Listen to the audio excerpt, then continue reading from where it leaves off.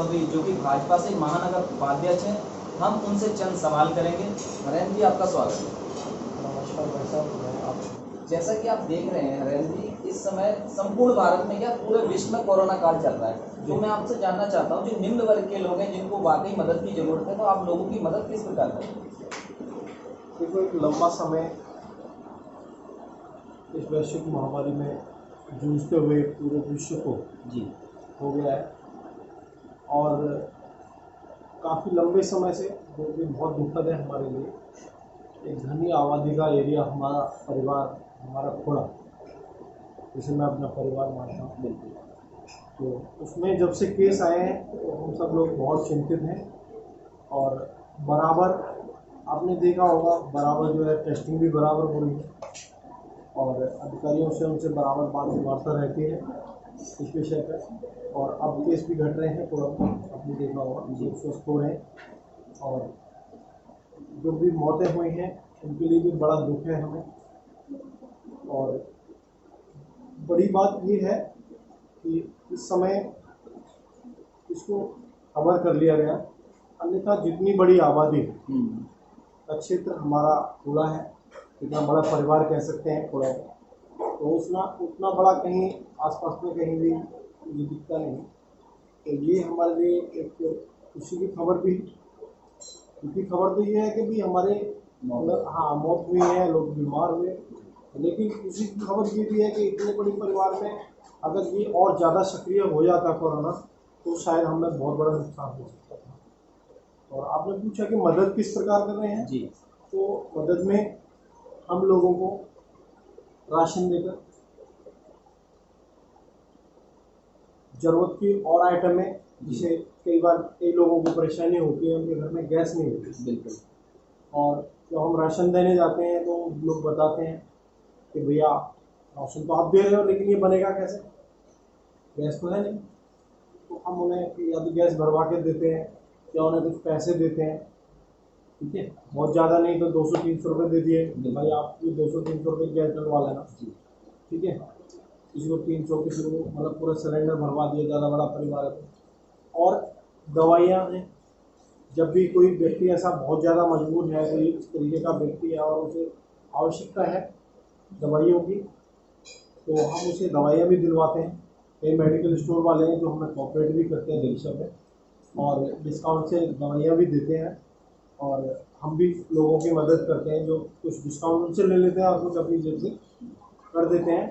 तो और भी तो मैं पहले भी और भी पत्रकार बंधुओं को बता चुका हूँ कि जो आवश्यकता है इस समय में, वो एक गरीब व्यक्ति को ही नहीं है, अमीर व्यक्ति को भी है। कई ऐसे वृद्ध लोग हैं इस कोरोना काल में कि हमें उनकी सेवा करने का मौका मिला, जिसे वृद्ध हमारे कई बुजुर्ग हैं, उनके बच्चे विदेशों में रहते हैं, पैसा तो बहुत है उनके पास, घर बहुत है, ठीक है, लेकिन सुविधाएं नहीं है उनके पास, उनके बच्चे नहीं हैं, ठीक है। तो बच्चे ना होने की वजह से तो उनकी सेवा कौन करेगा, उनकी दवाइयाँ। ऐसे समय में हमने उनकी सेवा करने का प्रयास किया, उन्हें दवाइयाँ उपलब्ध कराई, और ज़रूरत की जो भी चीज़ें थी वो सारी चीज़ें हमने उपलब्ध कराई, और उनकी पूरी तरह से देख रेख होती है। जब भी उन्हें कोई आवश्यकता हुई है तो उन्हें जो है हमने जो है सारी चीज़ें कराने का प्रयास किया है।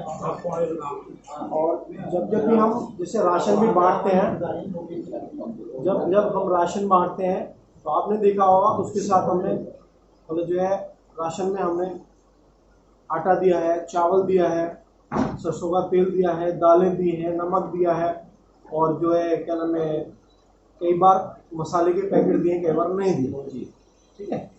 तो और उसके साथ बिस्कुट के पैकेट भी दिए हैं, ठीक है। तो उसमें ये है कि जैसे कई परिवारों में छोटे बच्चे होते हैं तो वो खाना नहीं खाते, वो तो बिस्कुट ही खाते हैं, तो उन्हें हमने बिस्कुट भी दिया उसके साथ। तो ये सब करके हमने जो है अभी पीछे तो कहना नहीं चाहिए, और अभी पीछे जो है दूर रहते हैं ऐसी हुई हैं जिनमें एम्बुलेंस वाले भी ले जाने के लिए मना कर रहे थे, बड़े प्रेशर से वो लेके गए, एक में नहीं भी लेके गए, मैं यहाँ नहीं था किसी काम से मैं गांव गया हुआ था, मैंने राजेंद्र जी से संपर्क किया और राजेंद्र जी खुद जो है रोज जो है उसमें गाजीपुर शमशान घाट में सदस्य भी हैं और कई सारी उनमें जो है भागीदारी रहती है उनकी सामाजिक कार्यों में। तो उन्होंने अपनी जिम्मेदारी समझते हुए और हमारा आग्रह स्वीकार करते हुए वो खुद एम्बुलेंस चलाकर लेकर आए और उन्होंने मतलब जो है बॉडी को संस्कार देने का काम किया। और कई बार हमने भी किया है, अपने निजी खर्चे पे भी किया, संस्था से भी कराया। तो ये सारे काम करके हम सेवा करने का प्रयास कर रहे हैं। जैसा कि अभी आपने कहा कि घोड़ा को आप अपना परिवार मानते हैं, लेकिन हाल ही में आपने बिल्कुल सही कहा, अस्पतालों की लापरवाही से कई मौतें हो चुकी हैं आपकी घोड़ा नगर पालिका में। तो उस विषय में आप प्रशासन से क्या कहना चाहते हैं? देखो, अभी जो पीछे कोरोना काल की बात करो तो इसमें जिन डॉक्टरों ने कार्य किया है वो वाकई में सराहनीय है, वंदनीय है और मतलब जितनी सराहना की जाए उतनी कम है। ठीक है, ये और दृष्टिकोण रहता है व्यक्ति का, व्यक्ति विशेष जो अपनी दृष्टिकोण से चलते हैं। तो कहीं ना कहीं व्यक्ति तो डॉक्टर भी हैं, तो कहीं ना कहीं उनमें भी आपने देखा होगा कि कहीं ना कहीं कोई ना कोई हर तरीके की बुद्धि का व्यक्ति रहता है। तो कई लोग उसे पैसे कमाने का जरिया समझते हैं, पैसे कमाने का वक्त समझते हैं, कई लोग उसे सेवा का वक्त समझते हैं, परमार्थ का वक्त समझते हैं। तो बस यही फर्क है कि जो लोग परमार्थ का समय समझ रहे हैं वो अपनी जान को जोखिम में डाल के कार्य कर रहे हैं, सेवा कर रहे हैं, और जो लोग थोड़ा सा मक्कारी कर रहे हैं, सरकार को उनके विरुद्ध कड़ी कार्रवाई करने की आवश्यकता है, उनके खिलाफ जो है कड़े कदम उठाने की आवश्यकता है, ताकि उनकी वजह से जो लोग अपनी पूरी श्रद्धा और ईमानदारी से सेवा में लगे हुए हैं और उनको जो है उनका परमार्थ बदनाम ना हो। क्योंकि एक डॉक्टर भी गलत कार्य करता है, एक डॉक्टर भी मतलब जो है कुछ ऐसा कर देता है, तो जो भी डॉक्टर जितनों अब तक जो परामर्श करते आ रहे हैं, मतलब जो है मेहनत करते आ रहे हैं, जो संघर्ष करते आ रहे हैं, तो उनकी जो सेवा, उनकी जो तपस्या है वो कहीं ना कहीं भंग होती है। मैं निवेदन करूंगा उन डॉक्टरों से भी कि वो इस वक्त को सेवा का वक्त समझे, मानवता का वक्त समझे। इस समय कोई भी संस्था हो, समाज सेवी या कोई भी हो, इस समय ये जाति पाति भेदभाव विचारधारा सबसे परे हट के नर सेवा ही नारायण सेवा है, यही सबका एक ध्येय होना चाहिए, यही सबका नारा होना चाहिए, इसी पे चल के सबको सेवा करना। आपने बिल्कुल सच कहा है कि अगर अस्पताल होता तो शायद उनकी जान बच जाती है। तो घोड़ा की जनता भी एक अस्पताल की मांग करती है, इस विषय में आपकी अपनी राय है? देखो, इस विषय में हम लगातार संघर्ष करते आ रहे हैं और आपने आज से पहले भी घोड़ा की स्थिति देखी होगी और अभी भी आप देख रहे हैं। एक क्या नाम है, हॉस्पिटल जो है यहाँ के लिए सैंक्शन भी हो चुका है, ठीक है, और यहाँ एक बड़ी लाइन है जिसकी वजह से शायद काम रुका हुआ है। और ये नगर पालिका का ये थाना जो बना हुआ है और नगर पालिका का पीछे गैराज बना हुआ है, उसके साथ ही हॉस्पिटल का निर्माण होना था, लेकिन एक बड़ी लाइन उसके ऊपर से गुजर रही है बिजली की, उसकी वजह से वो रुका हुआ है और शायद अभी जगह की वजह से ये काम रुका हुआ है। और बहुत जल्द ही घोड़ा को एक सौगात के रूप में एक बड़ा हॉस्पिटल मिलने वाला है। भारतीय जनता पार्टी इस कार्य को करेगी। एक आखिरी सवाल आपसे, जैसा कि आप देख रहे हैं इस समय घोड़ा नगर पालिका में जो मकान मालिक हैं वो किराएदारों पे किराए के लिए दबाव बना रहे हैं, गरीब मजदूरों पर दबाव बनाया जा रहा है, इस विषय में आपकी अपनी राय? देखो, बिल्कुल स्पष्ट है, मैं पहले भी कह चुका हूँ, नर सेवा ही नारायण सेवा है। हम जब इतने दिन से उनसे सब कुछ लेते आ रहे हैं और किराया देते आ रहे हैं और वो देते आ रहे हैं, ठीक है, तो आज हमें समझने की आवश्यकता है कि जब वो परेशानी में और उसकी इनकम नहीं है, तो किराएदार का, अगर किराएदार की इनकम है और वो नहीं देना चाहता तो वो उसकी गलती है, बिल्कुल, ठीक है। और अगर उसकी इनकम नहीं है, इनकम बाधित है, तो उनको थोड़ा सा चाहिए कि किराएदारों को ऑपरेट करें। और जो है ये समय ऐसा नहीं है, शक्ति का समय नहीं है, ये मानवता दिखाने का समय है। हाँ, ये पत्थर है, पता नहीं किस किसके नसीब से, देखो आज मैं इसमें रह रहा हूँ, ठीक है, कल कोई और रह सकता है, मैं और कहीं रह सकता हूँ, ठीक है, तो और कल कई सारे जो आपने देखा होगा घोड़ा जो बसा हुआ है, सभी लोग बाहर से आए हैं, तो उन्हें ये नहीं बोलना चाहिए कल हम भी किराएदार थे। एक वो नाटक आता था ना कि कभी सास भी बहू थी, तो कभी मकान मालिक भी किराएदार थे। इनको ये नहीं भूलना चाहिए और मानवता का जो है परिचय देना चाहिए। आप हमारे चैनल के माध्यम से जनता से क्या अपील करना चाहते हैं? मैं जनता से ये अपील करना चाहूँगा कि कोरोना एक वैश्विक महामारी है जिससे पूरा विश्व जूझ रहा है, और इस समय कोई वैक्सीन, कोई ऐसी विशेष दवाई इसके लिए अभी तक नहीं बन पाई है।